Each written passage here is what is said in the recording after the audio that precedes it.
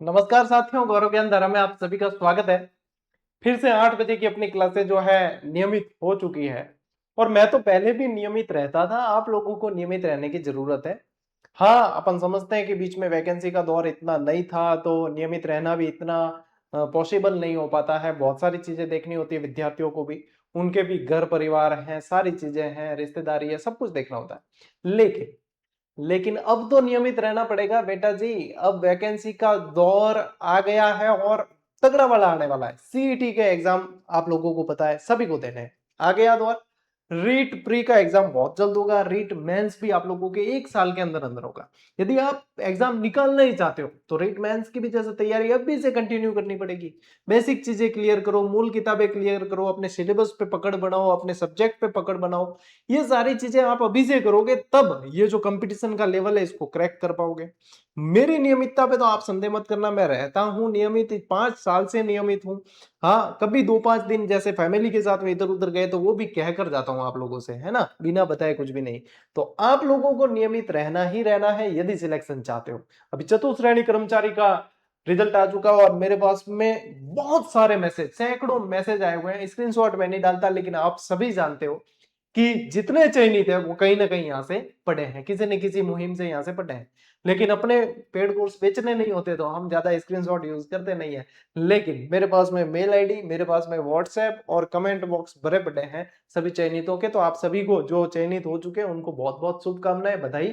और आप अपने आगे के टारगेट को फोकस करते हुए अच्छी तरीके से सेवाएं दिए। और आप जो अभी तक चयनित नहीं हुए उनको भी चयनित होना है, तो इसके लिए नियमित पढ़ना पड़ेगा भाई। आज क्या पढ़ रहे हैं अपन? आज पढ़ रहे हैं, यहाँ पे थंबनेल में लिखा है महल स्थापत्य। लेकिन मैं आप लोगों को बता दूं, आज अपन जो जो पढ़ेंगे वो आप लोगों के महल भी पढ़ेंगे, आप लोगों के हवेलियां भी पढ़ेंगे। ठीक है, ये सारी चीजें आज पढ़ने वाले हैं। हवेलियां भी पढ़ेंगे और अपन जो है छतरियां भी पढ़ेंगे। ठीक है, छतरियां भी पढ़ने वाले हैं।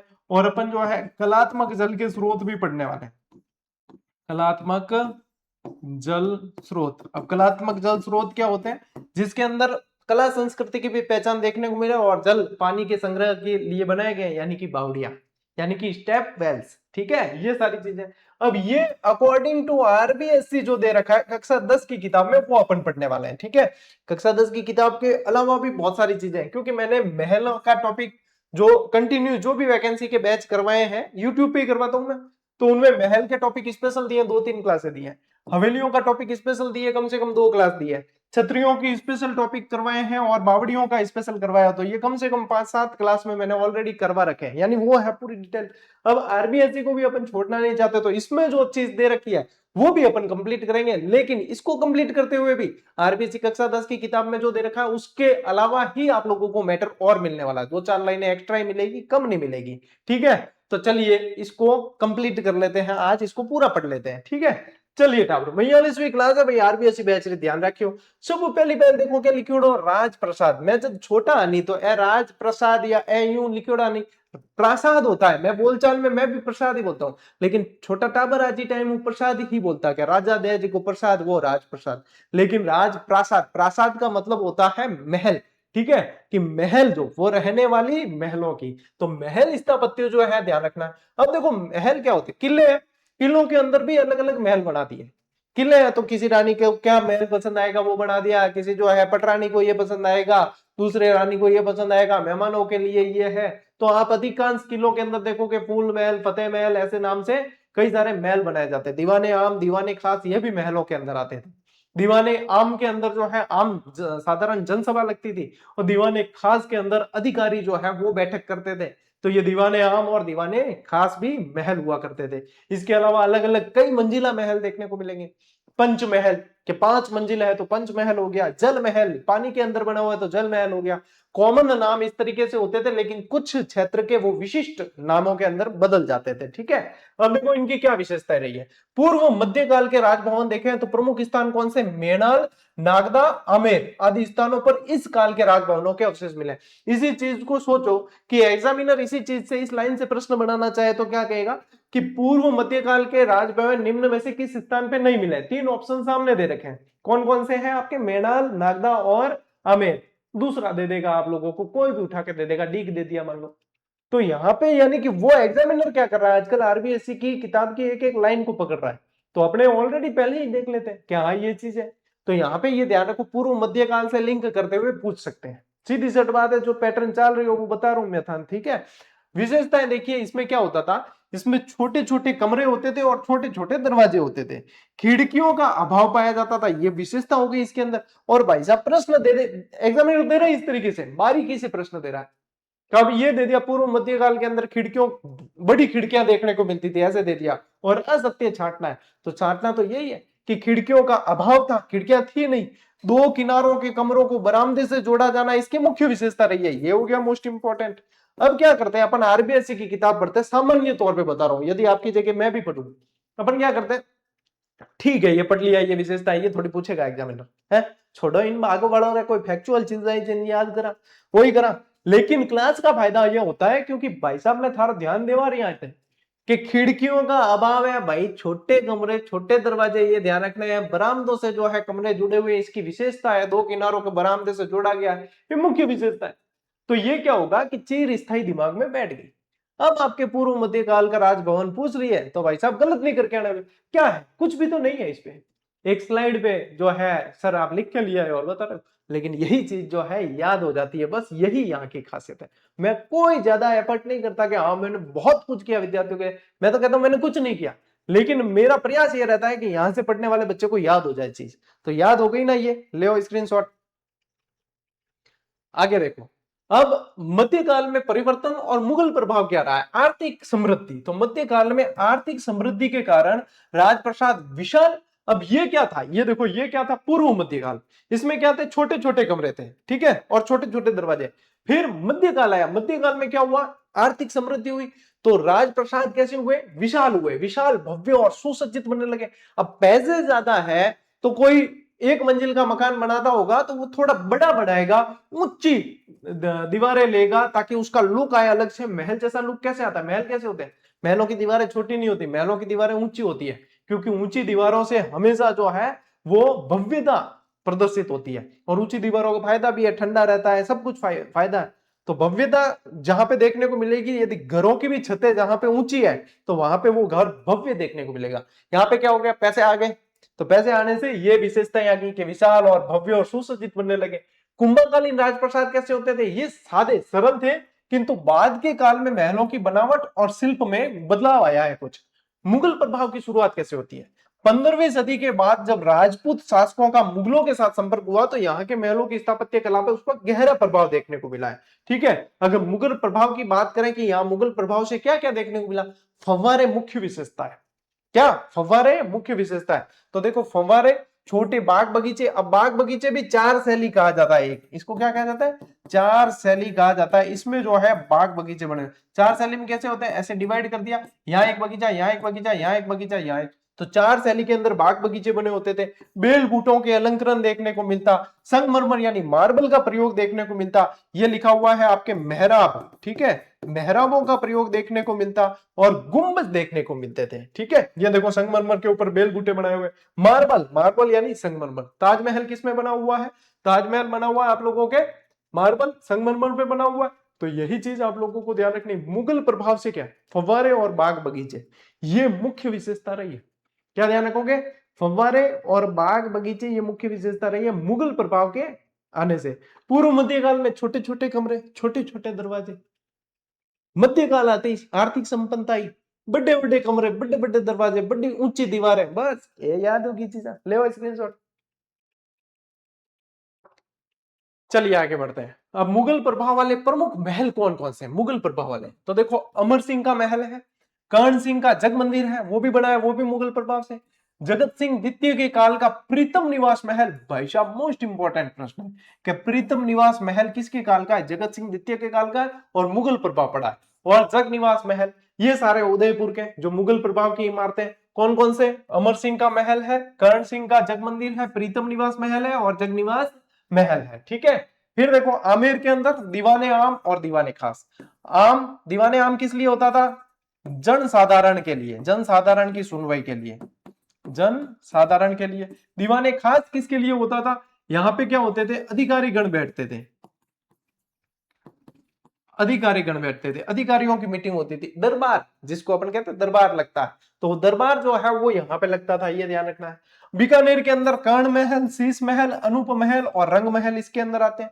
जोधपुर के अंदर जो प्रभाव पड़ता है वो फूल महल पे पड़ता है। यदि जोधपुर पे और चीजें देखो, जोधपुर में महल तो और भी, फतेह महल है जोधपुर के अंदर, खपका महल है जोधपुर के अंदर, बहुत सारे महल है जोधपुर के अंदर, तख्त विलास महल है, तो खूब सारे हैं, बाकी जगह भी खूब सारे हैं, लेकिन यहाँ पे बात हो रही है मुगल प्रभाव वाले प्रमुख महल। ये टॉपिक यहाँ इस किताब के अंदर अलग से दरका है। यदि महल पढ़ने जाते तो अपन महलों में महल सबसे पहले ताजमहल पढ़ते हैं। हाँ, ताजमहल क्या, राजस्थान के अंदर हवा महल पढ़ते हैं, है ना, 1799 के अंदर जिसका निर्माण करवाया, 1799 में निर्माण कराया, जो उस्ताद लालचंद्र उस्ताद जो थे वो इसके वास्तुकार थे। तो ये पढ़ते हैं अपन के भैया ये 5 मंजिला है, शरत रतन विचित्र प्रकाश सभा इसकी मंजिलें हैं वो, लेकिन यहाँ पे कुछ अलग तरीके से दे रखा है। अब ये जो आप कह रहे हो कि गुरुजी ये पढ़ाओ, तो ये पढ़ा चुके हो भाई, थे लिखो राजस्थान का महल जीजीडीबी में पढ़ा चुके हो, मैं पूरी एक एक चीज पढ़ा चुके हूँ, ठीक है। तो यहाँ पे अपन आरबीएससी को टारगेट करते हुए इस तरीके से पढ़ेंगे। बाकी मैं पहले ही बता रहा हूँ कि आज की एक क्लास में जो चीज पढ़ रहे हैं वो मैं 7 क्लासों में अलग अलग डिटेल में करवा चुका हूँ। तो यदि आपने नहीं देखी है ना, तो इसका मतलब आप अभी तक जागरूक नहीं हुए हो। बाकी जनता जागरूक है, तो पढ़ने वाली 90% जनता देखी होड़ी चीज। तुम्हारा ध्यान है कि गौरव सर जो पढ़ा हुआ है, जो यूट्यूब पर पढ़ा हुआ है, और पूरी पूरी नोट्स मेकिंग पैटर्न पढ़ा हुआ है, और पढ़ा हुआ जो एग्जाम में आवे, सीधी सट बात है। और क्लास है अपनी न तो हम बेचते हैं और न कोई खरीद पाता है, सीधी सट, नहीं बेचते हैं। हमारी क्लास जीजीडी की क्लास आज दिन तक कोई नहीं खरीद पाया, चाहे उसके पास में करोड़ों रुपए हो तो भी वो हमारी क्लास नहीं खरीद पाया। ये कहने वाला मैं एकमात्र शिक्षक हूं राजस्थान के अंदर, यूट्यूब के अंदर, कि मेरी क्लास कोई खरीद नहीं पाया, क्यों, मैं बेचता ही नहीं। बेचते नहीं तो खरीदेंगे कैसे, सीधी सी बात है। लो, इसका मतलब बहुमूल्य नहीं अमूल्य हो गई क्लास, वो भी स्क्रीनशॉट लो। देखिए 17वीं सदी के पश्चात का काल, पूर्व मध्य काल पड़ा, मध्यकाल पड़ा, अब 17वीं सदी के पश्चात जो है क्या प्रभाव देखने को मिलेगा। ऐसे नोट्स मेकिंग पैटर्न आप लोगों को आरपीएससी की किताब चाहे आप 10 बार पढ़ लो 10वीं की, आपको ये नोट्स मेकिंग पैटर्न समझ में नहीं आएगी उसके अंदर कि किस तरीके से पढ़ना है। ये नोट्स मेकिंग पैटर्न सीधी याद, ठीक है। अब देखिए 17वीं सदी के बाद कोटा, बूंदी, जयपुर आदि महलों में स्पष्ट रूप से मुगल प्रभाव दिखाई देता है, ठीक है। कहां पे, कोटा, बूंदी और जयपुर के अंदर 17वीं सदी के बाद, ठीक। यहाँ पे जो है मुगल प्रभाव स्पष्ट दिखाई देता है। महलों की नई संरचना है, मुगल प्रभाव के कारण राजप्रसादों में दीवाने आम, दीवाने खास, चित्रशालाएं, बारे दरिया, गवाक्ष, झरोखे, रंग महल आदि मुख्य जगह मिलने लगी इनको। ये सारी चीजें जो है महलों के अंदर शामिल होने लगी, जिससे पता चला कि मुगल प्रभाव पड़ रहा है भाई साहब, यहाँ पे मुगल प्रभाव पड़ रहा है। प्रमुख उदाहरण इसके, तो इस शैली में महलों में जयपुर का सिटी पैलेस और उदयपुर का सिटी पैलेस प्रमुख है। अब जहां जहां पे सिटी पैलेस नाम आएगा तब ध्यान रखना कि वर्तमान के अंदर राज परिवार का निवास, ठीक है, राज परिवार का निवास सिटी पैलेस के अंदर होता है। जयपुर के अंदर भी सिटी पैलेस है, उदयपुर के अंदर भी सिटी पैलेस है, ठीक है, चंद्र महल के नाम से जानते हैं। तो ये जो है आपके सिटी पैलेस के अंदर राज परिवार निवास करता है। पिछोला के किनारे है उदयपुर के अंदर, तो ठीक है, तो ये ध्यान रखना है। डीग के महल, अब डीग के महल जब जब आ जाएगा तो डीग के अंदर जाने जाते हैं जल महल, ठीक है। इसको क्या कहा जाता है, डीग को वैसे भी क्या कहते हैं, जल महलों की नगरी, क्या बोलते हैं, जल महलों की नगरी। अब इसमें जो है देखो नए टावर जितने भी है वो ध्यान देना। जब जब डीग के जल महल पूछे तो सब पहली पहल बता दूं, डीग के जल महलों का निर्माण किसने करवाया, तो राजा सूरजमल। अब आप लोगों के दिमाग में बदन सिंह आ रहा था, आ रहा था, बिल्कुल आता, मेरे भी दिमाग में पहले ऐसे ही आता था जब मैं प्रारंभ में जो है कुछ किताबें पढ़ी, फिर जैसे जैसे पढ़ने का दायरा बढ़ाया था पता चला कि डीग के जल महलों का निर्माण भी किसने करवाया, सूरजमल जाट ने करवाया।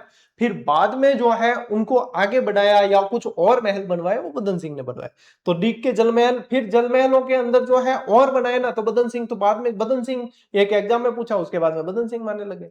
तो यहाँ पे आप लोगों को ये ध्यान रखना है कि जल महलों का निर्माण पहले सूरजमल जाट ने करवाया, फिर बदन सिंह ने भी करवाया, ठीक है।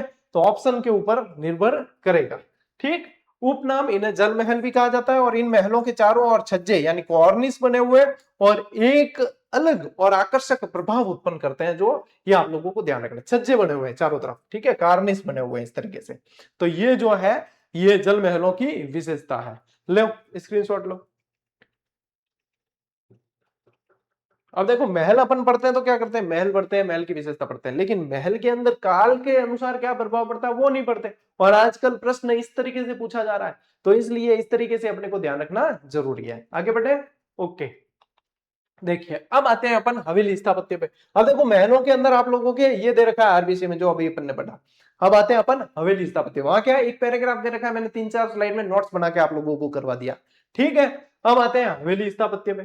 देखो हवेली निर्माण की शुरुआत कहां से हुई, राजस्थान के नगरों और सामंतों और सेठों के भव्य हवेलियां बनाई नगरों में। ठीक है, क्या किया, अब सामंत और सेठ जिसके पास में पैसा है वो क्या करेगा, घर बनाएगा, घर थोड़ा सा बड़े लेवल पे बनाएगा, हवेली क्या कहते हैं, हवेली बना दी इसने तो। और व्यापारियों के पास में पैसा था, व्यापारियों को भी सुरक्षा भी चाहिए, तो उसके हिसाब से जो है इन्होंने ये चीजें बनाई। हवेली जो है ये किसने बनाई, ज्यादातर व्यापारी और धनिक शेठों ने बनाई है। परंपरा का प्रसार देखो, जयपुर की हवेली परंपरा बहुत प्रसिद्ध हुई है। अब जयपुर की हुई है, शेखावाटी के अंदर भी विस्तार देखने को मिलता है, तो शेखावाटी में तो बहुत सारी हवेलियां देखने को मिलती है। जैसलमेर के अंदर देखने को मिलेगी बहुत सारी हवेलियां। तो ये ध्यान रखना है, जयपुर से प्रेरित होकर शेखावाटी के धनिकों ने अपने अपने गांवों में विशाल हवेलियों परंपरा का जो है नींव डाली। अब देखो शुरुआत कहां से हुई है, शुरुआत जयपुर से हुई है, लेकिन यहां से प्रेरणा लेके, क्योंकि शेखावाटी पास पड़ता है जयपुर के, तो वहां पे जो है यहाँ के धन्ना सेठ जितने थे उन्होंने शेखावाटी के अंदर जो है हवेलियां बनानी शुरू कर दी। और शेखावाटी फिर आगे निकल गया, फिर बाद में शेखावाटी इस मामले में आगे निकल गया, है ना। तो ये ध्यान रखना है आप लोगों को। अब देखो प्रमुख कस्बे कौन कौन से शेखावाटी के, तो रामगढ़, नवलगढ़, फतेहपुर, मुकुंदगढ़, मंडावा, पिलानी, सरदार शहर, रतनगढ़। अब रतनगढ़ ये चूरू में आ गया, सरदार शहर आ गया, लक्ष्मणगढ़। इन सब के अंदर जो है आप लोगों को भरपूर हवेलियां देखने को मिलेगी, हवेलियां देखने को मिलेगी। अब हवेलियों की क्या होती है, दीवारें बड़ी होती है, तो दीवारों पे क्या कर लेते हैं, चित्र बना देते हैं। तो भित्ति चित्र भी देखने को मिलते हैं हवेलियों के अंदर, हवेलियों के अंदर भित्ति चित्र भी देखने को मिलते हैं। ये तो चीजें ध्यान रखनी है अपने, यही तो चीजें ध्यान रखनी है। अब कुछ विशेषताएं भी देखते हैं अपन हवेलियों की, प्रमुख हवेलियां कहाँ कहाँ की कौन सी है, क्या क्या विशेषता रही है, तो ये ध्यान रखना। पहले जैसलमेर की हवेलियां बहुत प्रसिद्ध है, पटुओं की हवेली 5 मंजिला हवेली है जो आप लोगों के, नथमल की हवेली है ना, सालिम सिंह की हवेली है। तो बहुत सारी चीजें जो है अपने को अभी पढ़ेंगे, अपन पढ़ते हैं, चलिए स्क्रीनशॉट ले लो एक बार।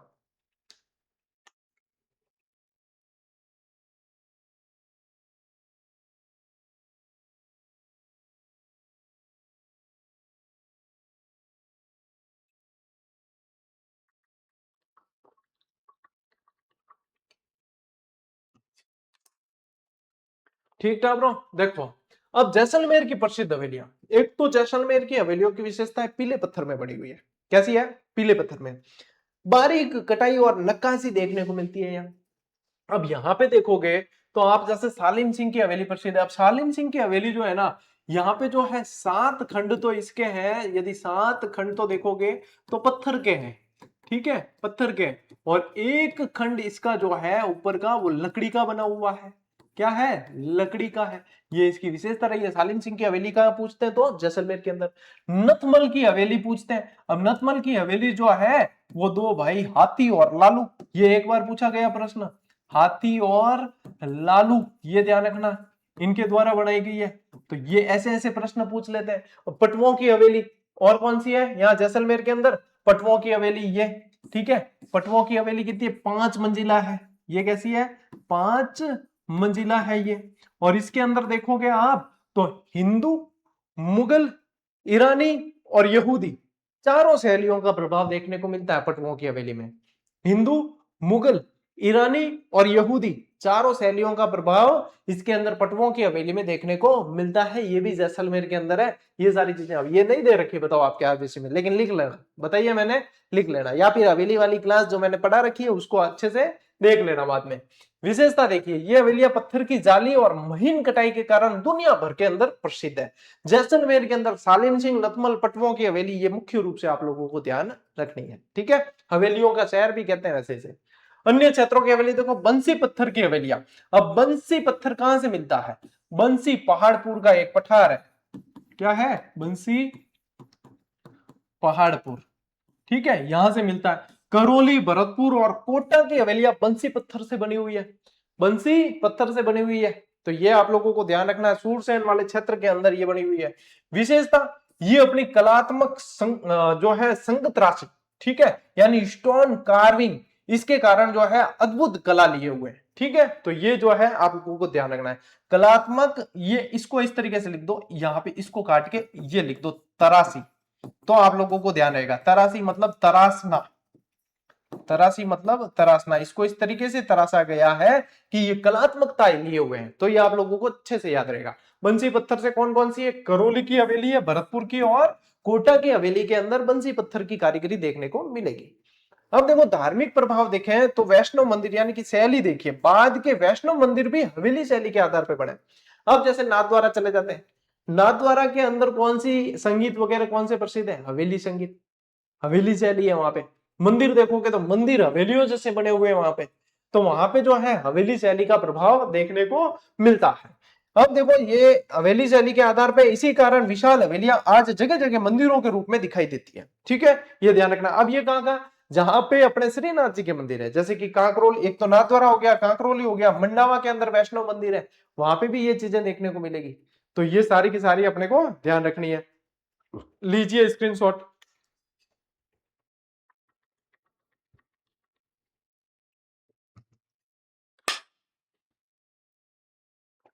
ठीक है, अब देखो बीकानेर की प्रसिद्ध हवेली, ब से बीकानेर और ब से बच्छावत, ये अपनी पुरानी शैली है, ये पुरानी शैली है, यानी कि अपने याद करवाने की। ब से तो आपको ध्यान रखना है बीकानेर होता है, और ब से ही आप लोगों को ध्यान रखना है बच्छावत होता है। क्या होता है? बच्छावत। तो बच्छावतों की जो हवेली है वो कहाँ की है? वो प्रसिद्ध है बीकानेर की। बच्छावतों की हवेली कहाँ की प्रसिद्ध है? बीकानेर की। अब देखो बीकानेर की प्रसिद्ध हवेली, और इसका निर्माण 16वीं सदी के उत्तरार्ध में कर्ण सिंह बच्छावत द्वारा करवाया गया था। यह पूछा जाता है, कर्ण सिंह बच्छावत द्वारा इसका निर्माण करवाया गया था। अन्य प्रमुख हवेलियां देखो तो मोहता की हवेली, मुंदड़ा की हवेली और रामपुरिया की हवेली, ये भी एक बार प्रश्न बना था। ये भी एक बार प्रश्न बना था बीकानेर की हवेलियों के अंदर कि रामपुरिया की हवेली कहां है। सीधा प्रश्न, रामपुरिया की हवेली कहां है? तो कहां है ये? बीकानेर के अंदर है। कहां पे? बीकानेर। निर्माण सामग्री देखिए, इसमें लाल पत्थरों का उपयोग किया गया है। यहाँ पे लाल पत्थरों का उपयोग, देखो पत्थर के आधार पे अभी अपन महलों की बात कर रहे थे, तो वहां पे जोधपुर के अंदर एक उम्मेद भवन है, पता है? यदि देखोगे आप, विश्व का सबसे बड़ा रिहायशी महल है। रिहायशी यानी लोग अंदर रहते हैं, इतना बड़ा महल है वो। उसे जो है छीतर पैलेस कहा जाता है। क्यों कहा जाता है? क्योंकि वहां पे जो पत्थरों का प्रयोग होता है ना, वो छीतर पत्थर है। कैसे पत्थर है? वो छीतर पत्थर है, तो उसे छीतर पैलेस के नाम से भी जाना जाता है। ये आप लोगों को ध्यान रखना है। ऐसे कैसे, यहाँ पे यदि देखो बीकानेर की हवेलियों के अंदर आप लोग को लाल पत्थर देखने को मिलेगा, इसलिए ज्यादातर जो है यहाँ पे आप देखोगे लालगढ़। लालगढ़ कहाँ है? वो यही है बीकानेर के अंदर, तो ये ध्यान रखना है। शिल्प और सजावट देखिए, हवेलियां अपने शिल्प और वैभव के कारण विख्यात है, और इसकी सजावट में मुगल, किशनगढ़ और यूरोपीय चित्रशैली का प्रयोग किया गया। कौन कौन सी चित्रशैली का प्रयोग है यहाँ पे?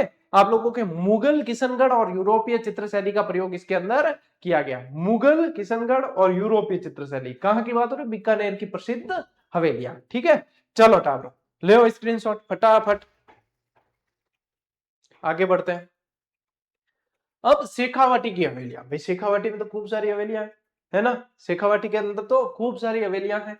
एक बार प्रश्न बना कि ऐसी कौन सी हवेली है शेखावाटी के अंदर जहां पे गोपियों को, 8 गोपियों को हाथी के रूप में दर्शाया गया है, तो वो है गोयनका की हवेली।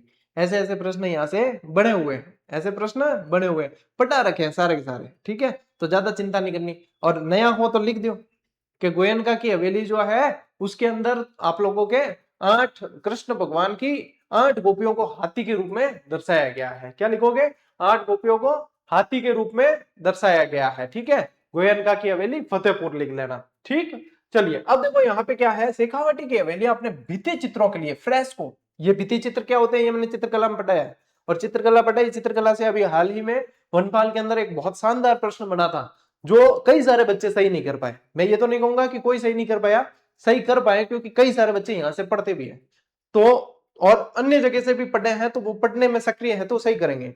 लेकिन वो प्रश्न था कि लघु चित्र और ग्रंथ चित्र, ठीक है, वो कहा, इसकी इतनी जबरदस्त विशेषता कहां की है, जो वो विश्व भर के संग्रहालय में देखने को मिलते हैं। हूबहू लाइन टू लाइन आप लोगों को क्लास में करवाया, वस्तुनिष्ठ संग्रह पुस्तक के अंदर भी दिया। ठीक है, और तो ये चीजें ध्यान रखनी है। अब देखो मुख्य हवेलियां जो है यहाँ की भित्ति चित्रों के लिए दुनिया भर के अंदर प्रसिद्ध है, ये अक्सर पूछा जाता है। सबसे पहले देखते हैं नवलगढ़ के अंदर कौन कौन सी हवेलियां हैं। तो रूप निवास हवेली है, भगत की हवेली है, जालान की हवेली, पौधार की हवेली और बगेरिया की हवेली।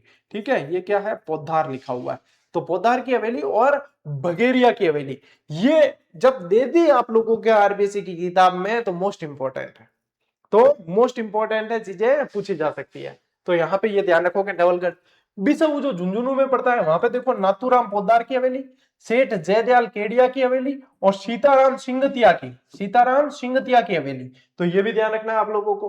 अब अन्य स्थानों पे देखोगे तो डूंडलोद के अंदर देखो सेठ लालचंद गोयनका की हवेली है, मुकुंदगढ़ के अंदर सेठ राधा कृष्ण और केशरदेव कानोड़िया की हवेली है, चिड़ावा के अंदर बागड़िया की हवेली है और महनसर के अंदर सोने चांदी की, और इसको मोस्ट इंपॉर्टेंट कर देना, महनसर वाली, महनसर के अंदर सोने चांदी की है जो विशेष रूप से प्रसिद्ध है, जो विशेष रूप से प्रसिद्ध है, सोने चांदी की नक्काशी की गई है। ठीक है, इसलिए सोने चांदी की हवेली कहलाती है। तो ढूंढलोद की हवेली, मुकुंदगढ़ की, चिड़ावा की और महनसर की।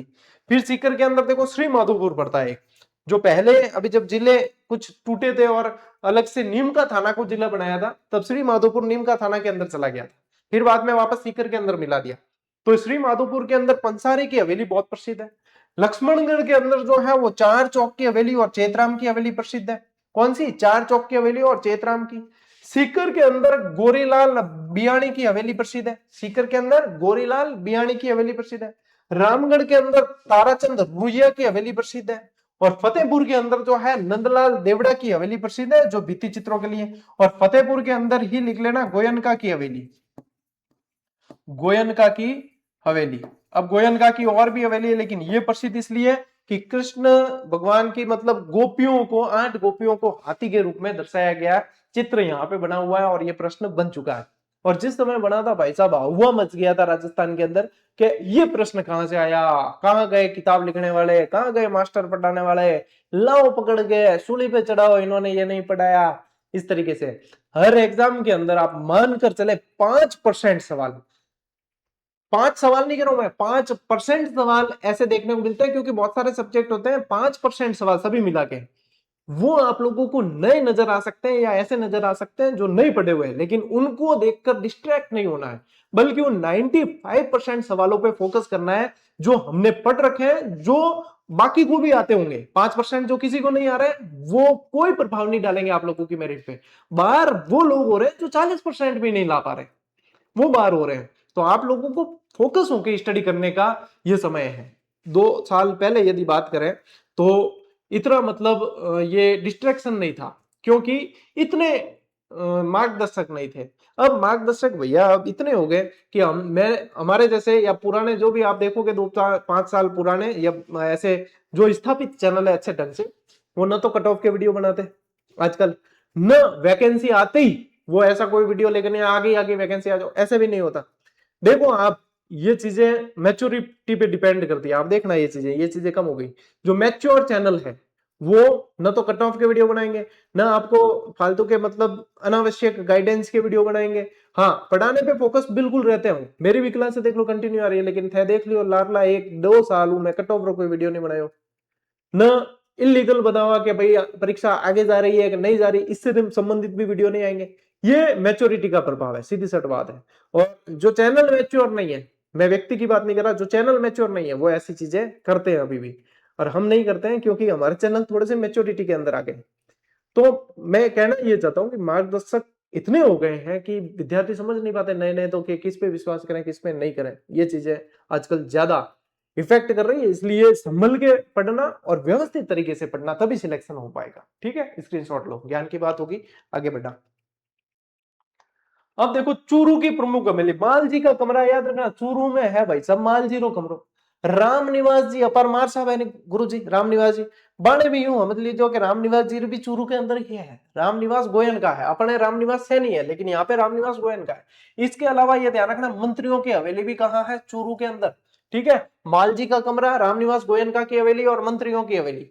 सीधा गोयनका की हवेली पूछे तो फतेहपुर सीकर चले जाना, और रामनिवास गोयनका पूछे तो चूरू चले जाना। फिर देखो जोधपुर के अंदर कौन कौन सी है। जोधपुर और अन्य जिलों के अंदर। जोधपुर के अंदर है भाई साहब एक तो बड़े मियाँ की हवेली, एक पोखरण की हवेली। इसे विशेष रूप से ध्यान रखना, क्योंकि पोखरण की हवेली ऐसे जब पढ़ोगे तो आप लोगों को लगेगा कि पोखरण की हवेली तो भाई साहब जैसलमेर में होगी, लेकिन पोखरण की हवेली कहाँ है? जोधपुर के अंदर। ऐसे कैसे? सिसोदिया रानी का जो बाग है उससे संबंधित कंफ्यूजन होता है, सिसोदिया रानी का महल उससे संबंधित भी। वैसे ही ये ध्यान रखना है, राखी हवेली ये भी कहाँ है? आपके जोधपुर के अंदर। अब देखो टोंक के अंदर क्या है? सुनहरी कोठी है टोंक के अंदर, नवाबों की नगरी कहा जाता है टोंक को। इस सुनहरी कोठी के पास ही ऊंट की बलि दी जाती थी, इसके पास ही ऊंट की बलि दी जाती थी। पशुवध पे रोक लगने के कारण वो बंद कर दिया गया। उदयपुर के अंदर प्रसिद्ध कौन सी है? बागौर की हवेली है, जहां पे सबसे लंबी पगड़ी रखी हुई है, सबसे लंबी पगड़ी रखी हुई है यहाँ पे, पगड़ी।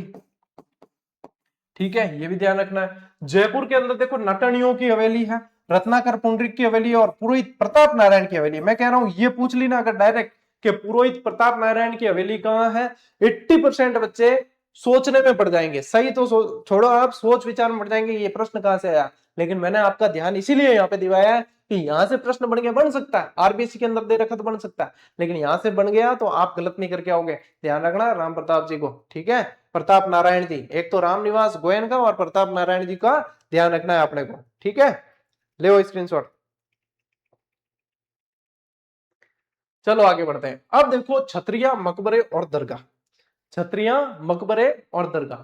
छतरिया या देवल कह दिया जाता है, या क्या कह दिया जाता है? देवल। कोई व्यक्ति स्वर्ग सिधार गया, जो भगवान के पास चले गए, उनकी स्मृति के अंदर मंदिर के जैसे दिखने वाली कलात्मक स्थापत्य के अंदर निर्माण किया जाता है। और ऐसी स्थलाकृति को क्या बोलते हैं? इसे बोला जाता है छतरी। इसे क्या बोलते हैं? छतरी। अब इसमें अलग अलग खंभे होते हैं और कई बार खंभों के आधार पर भी चीजें पूछ ली जाती है। तो देखो मृत्यु के बाद स्मृति चिन्ह बनाने की परंपरा है जो छतरी के अंतर्गत आती है। राजस्थान के शासक और श्रेष्ठी वर्ग जो धनी वर्ग होते थे वो ही बनाते थे ज्यादातर छतरी, क्योंकि इसके अंदर निर्माण कार्य में भी देखो पैसा लगता है। फिर वापस प्रतिष्ठित होते हैं तो वहां पे क्या है कि उसकी देख रेख वगैरह ये सारी चीजें होती। तो या तो श्रेष्ठी वर्ग, धनी वर्ग, या फिर राजा महाराजाओं के परिवार से ही किसी की छतरी बनाई जाती थी। विशेष स्मारक देखिए, मृत्यु के बाद उनकी याद में स्थापत्य की दृष्टि से विशिष्ट स्मारक बनाए गए हैं, ठीक है। इन स्मारकों को छतरियों और देवल के नाम से जाना जाता है।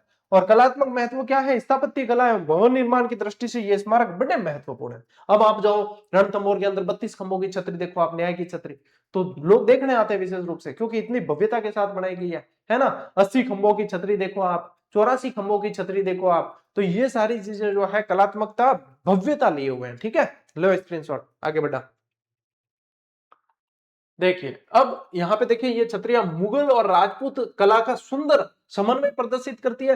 यदि आप देखोगे तो जयपुर में क्या है? गैटोर की छतरियां हैं, और गैटोर में सवाई जयसिंह की छतरी बनी हुई है जो मोस्ट इंपॉर्टेंट है। और यहाँ पे मतलब क्या है? शासकों की छतरियां देखने को मिलती है। यहाँ पे यहाँ के शासकों की छतरियां देखने को मिलती है, कछवा वंश के शासकों की छतरियां है, कछवा वंश के शासकों की छतरियां गैटोर के अंदर देखने को मिलती है। जोधपुर के अंदर भाई साहब जसवंतड़ा बना हुआ है, ठीक है। इस जसवंतड़ा को क्या कहा जाता है? राजस्थान का ताजमहल कहते हैं इसे। इसे क्या बोलते हैं? राजस्थान का ताजमहल कहा जाता है। ये इसका निर्माण करवाया था सरदार सिंह ने। सरदार सिंह ने अपने पिता की याद में, सरदार सिंह ने 1906 के अंदर, 1906 में अपने पिता की याद में, अपने पिता की स्मृति में, स्मृति चिन्ह होते, छतरिया क्या होती है? स्मृति चिन्ह होते। तो अपने पिता की स्मृति के अंदर इसका निर्माण करवाया, ठीक है। किसका? जसवंतड़ा का। अब ये जो मेहरानगढ़ किला उसकी तलेटी में बना हुआ है जसवंतड़ा, सफेद पत्थरों से बना हुआ है, इसे राजस्थान का ताजमहल कहा जाता है। ये ध्यान रखना है आप लोगों को, ठीक है। जसवंत सिंह का थड़ा, जसवंतड़ा, ठीक। सरदार सिंह ने अपने पिता जसवंत सिंह की याद में करवाया। कोटा के अंदर देखो तो आप छत्रविलास बाग है, चार बाग भी बोलते हैं जिसे। तो ये जो है आप लोगों के यहाँ पे ध्यान रखना है, ठीक है। लीजिए स्क्रीनशॉट, आगे बढ़ते हैं। फिर देखिए और छतरियों के अंदर देखें तो जैसलमेर के अंदर बड़ा बाग की छतरियां हैं। जैसलमेर के अंदर क्या है? बड़ा बाग की छतरियां हैं, और यहाँ बड़ा बाग की छतरियों में जैसलमेर के शासकों की छतरियां बनी हुई है, ठीक है। ये भी अपनी जो है शाही वैभव और उत्कृष्ट शिल्प कला के लिए जानी जाती है। राजाओं और पालीवालों की छतरियां भी देखो, यहाँ पे राजाओं और पालीवालों की छतरियां भी देखने को मिलती है। अलवर के अंदर है आप लोगों के मुशी रानी की छतरी। अलवर के अंदर मुशी रानी की छतरी है जो 80 खंभों की है, जो कैसी है, 80 खंभों की छतरी जिसे कहा जाता है मुशी रानी की छतरी है।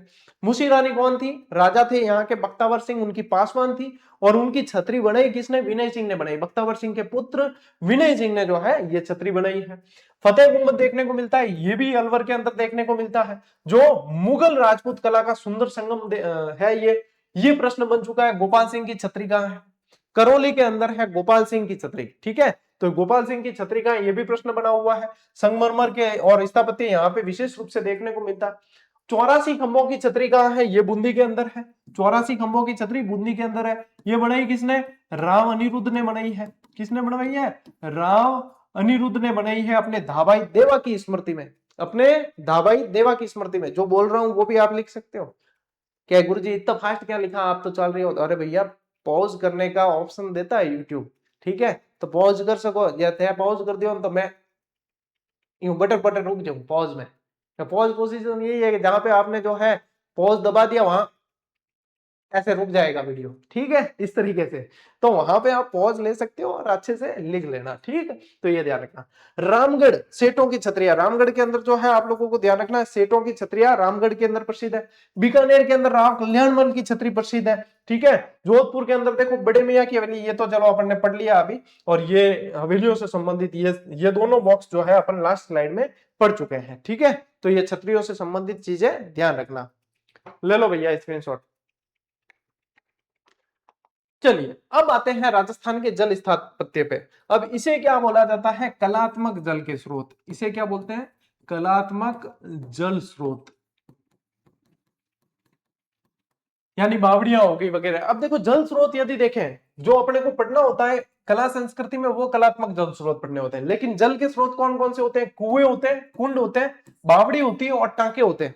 अब टांके भी विशिष्ट रूप से बना दिए जाते हैं, तो यहाँ पे जो है टांकों के भी विशिष्टता है। हम देखेंगे भौगोलिक स्थिति देखें तो बड़ा रेतीला है अपना राजस्थान, कैसा है, रेतीला है। तो यहाँ उन्नत स्थापत्य का विकास हुआ है। कुएं, कुंड, बावड़ियां और टांके यहाँ के जल स्थापत्य की मुख्य पहचान है। और कुआं राजस्थान में एक अत्यंत उपयोगी जल स्रोत है, क्यों, कुएं में क्या है कि गहराई में पानी जो है काफी समय तक मिलता है। फिर देखो कि बांदी कुई, बांदी कुई का नाम भी किस लिए है, कुई कैसा होता है, छोटा होता है, कुआं बड़ा होता है और कुई होती है छोटी। तो बांदी कुई का नाम भी इसी कारण जो है पड़ा है। तो ये ध्यान रखना है, कुएं के नाम पे ही पड़ा है। बाटाडू का कुआं, ये बाड़मेर के अंदर है। आधुनिक पाषाण काल में बना हुआ संगमरमर का कुआं है ये। आधुनिक पाषाण काल के अंदर बना हुआ संगमरमर का कुआं है बाटाडू का कुआं, ये भी ध्यान रखना है। आप लोगों के लिए एक सवाल दे रहा हूं मैं, बाटाडू कुएं का उपनाम बताना है कमेंट करके, ठीक है। अब क्या गुरुजी मैं तो नया हो, तो नया हो तो भी आप लोगों को थोड़ा क्रिएटिव होना पड़ेगा। मैंने खुद अपनी विभिन्न क्लासों में कम से कम 25 बार करवाया बाटाडू का कुआं और चांदन नलकूप, ठीक है। बाटाडू का कुआं और चांदन नलकूप। तो आप लोगों को कमेंट करके बताना है कौन सा तो है जल महल है आप लोगों के, और कौन सा जो है आप लोगों को, ये कमेंट करके बताना। मैं नहीं बताऊंगा भाई, मेरे को निकल दे ये बार, ठीक है। तो ले स्क्रीनशॉट, कमेंट कर बताना। चांदन नलकूप का भी उपनाम बताना है, बाटाडू कुएं का भी उपनाम बताना है, ठीक है। बाटाडू कुएं का और चांदन नलकूप का। चलिए आगे बढ़ते हैं। अब देखिए राजस्थान के अंदर ये देखते हैं तो टांके, ये जल स्थापत्य के महत्वपूर्ण उदाहरण है जिनमें बरसाती पानी एकत्रित होता है, ठीक है। टांकों के सबसे अच्छे नमूने किलों में मिलते हैं, जिसमें जयपुर का जयगढ़ है ना, जयपुर के जयगढ़ टांकों के लिए स्पेशल जाना जाता है। ये ध्यान रखना, कभी भी टांकों के लिए यदि कोई किला पूछे तो जयपुर का जयगढ़ करके आओगे आप, ठीक है।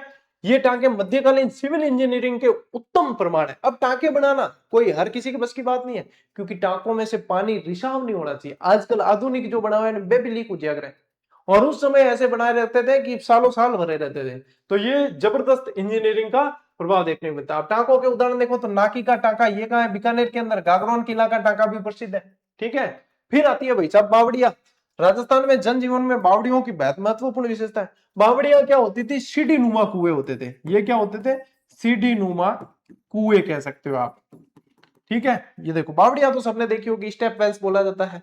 बूंदी के अंदर बहुत सारी बावड़िया है, तो सिटी ऑफ स्टेप वेल्स के नाम से जानते हैं बूंदी को, ठीक है ना। अब देखो इनके जो है निर्माण में उपयोगिता के साथ साथ सौंदर्य का भी विशेष ध्यान रखते थे। ये मुख्य रूप से राज परिवार के सदस्यों, रानियों, राजमाताओं, श्रेष्ठी वर्ग द्वारा बनवाई जाती थी, और इनके निर्माण से संबंधित सूचनाएं जो है शिलालेखों पर भी अंकित होती थी, ठीक है। अब देखो पाटन के अंदर जो है रानी भाव है, आप लोगों को पता है पाटन के अंदर रानी भाव है। बताओ भारतीय मुद्रा के कौन से नोट के ऊपर रानी बाव का चित्र देखने को मिलता है? रानी बाव, देखो रानी जी की बावड़ी बूंदी के अंदर है और रानी बाव जो है वो पाटन गुजरात के अंदर है। पाटन गुजरात वाली रानी बाव का चित्र भारतीय मुद्रा के कौन से नोट पे देखने को मिलता है, ये आपको कमेंट करके बताना है। ठीक है। चांद बावड़ी ये कहां है? दौसा के अंदर है, आवानेरी दौसा में। एक बार पूछा कि इसका निर्माण किसने करवाया, तो इसका निर्माण जो है राजा चंद ने करवाया। इस राजा चंद को कई बार राजा चांद के नाम से भी जानते हैं, जो निकुंभ वंशी राजा थे। ठीक है। और निर्माण करवाया किस काल में? तो कछवा वंश के काल में करवाया है, लेकिन करवाया किसने है? निकुंभ वंशी राजा चंद ने करवाया है। ठीक है। इसके अंदर दो प्रमुख गेट है, एक तो उजियारी और एक अंधारी। लिख लो, पेन चलानी जरूरी है। इसके दो प्रमुख गेट है, एक उजियारी और एक अंधारी। नहीं दे रखा आरबीसी के अंदर, मैं लिखवा रहा हूं आपको।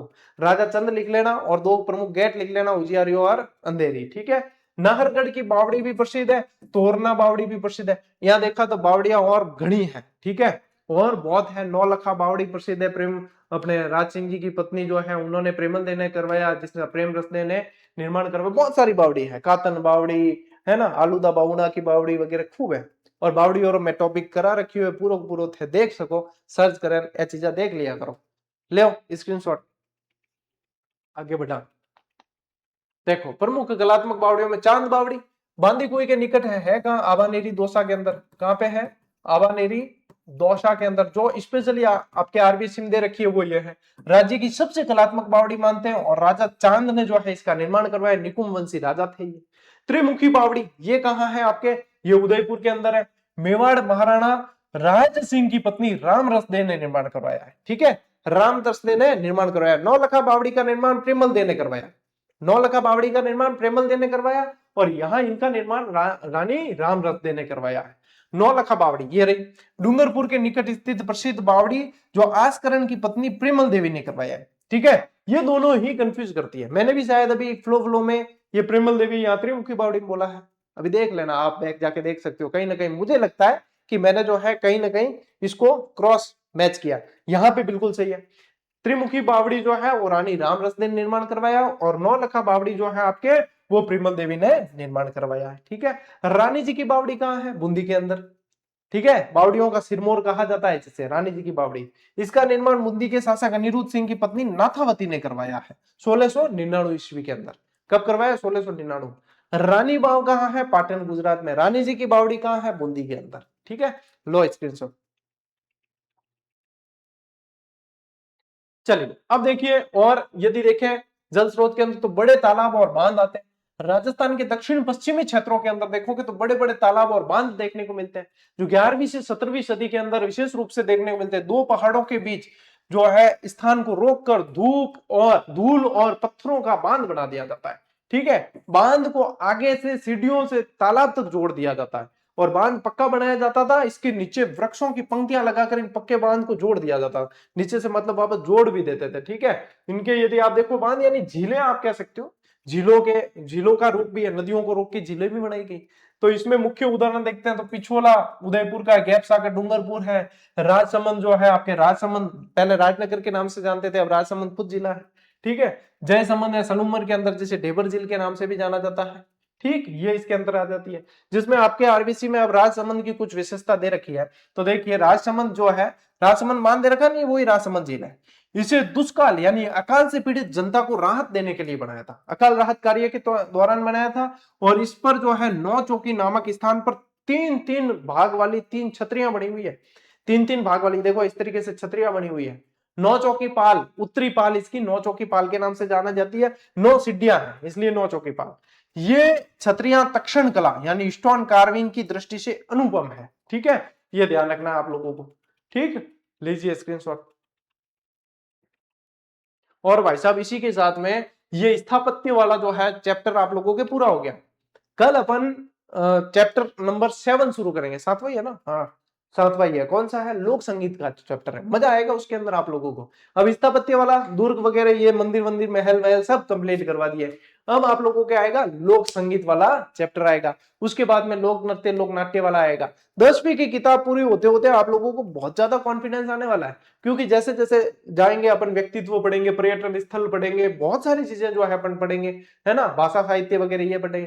तो इतनी सारी चीजें आपके कवर हो जाएगी कि आप लोगों को लगेगा कि हाँ अब तो भाई साहब, क्यों 10वीं और 9वीं दो मेन किताबें जहां से कर्मचारी चयन बोर्ड दबा के प्रश्न पूछ रहा। अभी हाल ही में उदाहरण है आप लोगों के पास में, वनपाल के एग्जाम के अंदर देखना, राजस्थान जीके के सारे सारे सवाल 9वीं 10वीं की किताब से उठाए आरबीएससी वाली, और आप लोगों को भटकने तक की जरूरत नहीं है। अपन ने वस्तुनिष्ठ संग्रह आप लोगों को इतना शानदार दे रखा है कि उससे आप लोगों को पूरी पूरी जो है सारे प्रश्न मिल रहे हैं। इसके अलावा जीजीडी ऐप पर जाओ और topic wise test series join करो और उनसे निरंतर अभ्यास करते रहो। कहीं भी पिछड़ने वाले आप नहीं हो, लेकिन पढ़ना भैया नियमित पढ़ेगा। नियमित रहोगे तो फायदा आप लोगों को ही मिलना है। तो जितनी कोशिश हो 8 बजे ही क्लास देखा करें ताकि आप लोगों की नियमितता बढ़े। 17 काम होते हैं, मैं समझता हूं आप लोगों के पास में मेरे से ज्यादा काम है। 17 काम होते हैं अपने पास में, लेकिन वो 17 कामों को छोड़ के इस काम को प्राथमिकता देनी है यदि कैरियर बनाना है तो। नियमित रहना सीख जाओ, बाकी कोई भी आपको गाइडेंस की आवश्यकता नहीं पड़ेगी। ठीक, तो आज की इस क्लास में इतना ही। अब मिलते हैं साथियों अगली क्लास में, अगले सेशन में। तब तक के लिए राम राम, जय हिंद।